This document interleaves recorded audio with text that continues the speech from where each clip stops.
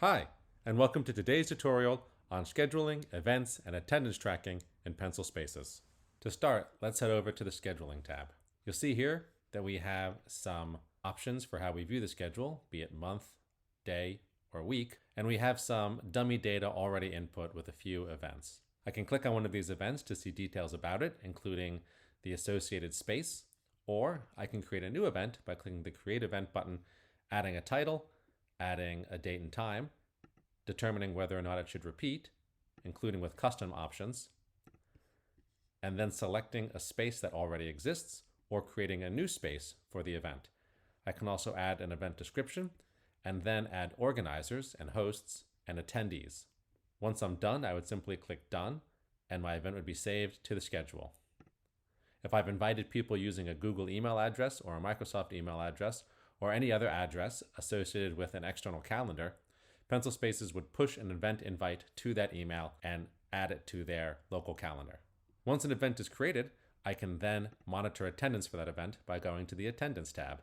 Again, we have some preloaded data here. We have a list of users, the number of sessions with which they've been scheduled, so events to which they've been invited, and then the result of the attendance for that event, whether they showed up and were present, whether they were late, or whether they were absent.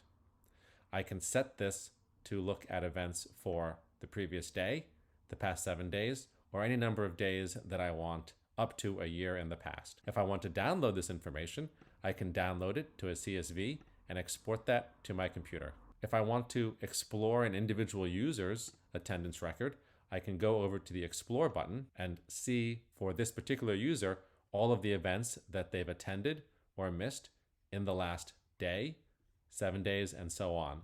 So let's set this to 30 days and see what Jefferson's attendance has been like. Here I can see that he's been attending most of his events, but he's been absent for a few. I can then edit the information. So if he was in fact late or absent, I can update that. I can also add a note for his attendance. Showed up late, but marking as present. This note will then be added to the student's record.